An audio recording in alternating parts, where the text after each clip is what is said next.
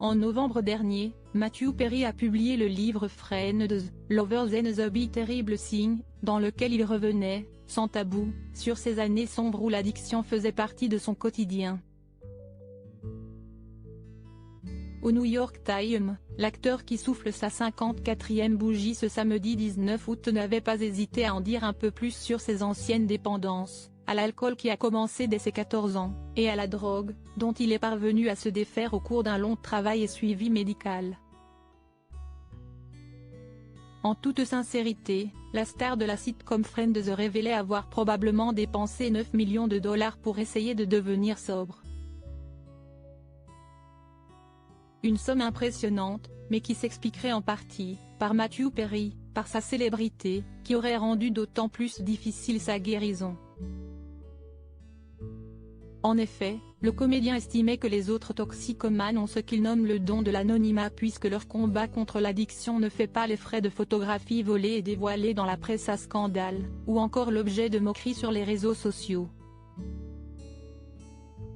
Dans son ouvrage intime, l'ancienne acolyte de Matt Leblanc, de Courtney Cox, de Lisa Kudrow et de David Schwimmer se livre en toute honnêteté sur son parcours du combattant pour se sortir de son addiction aux opioïdes, afin d'aider d'autres personnes ayant vécu un peu ce qu'il a traversé pendant des années.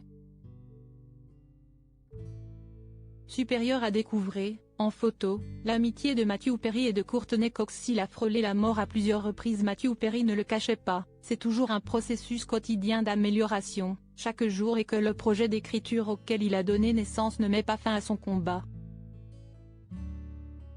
Ça ne s'arrête pas parce que j'ai fait ça, expliquait-il. Et cela est d'autant plus vrai qu'il est devenu sobre depuis seulement 2 ans.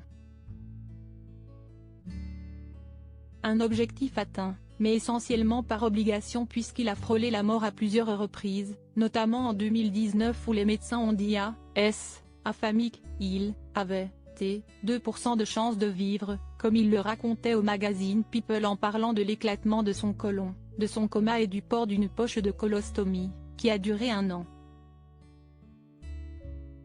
Maintenant, je me sens mieux parce que c'est sorti sur un morceau de papier.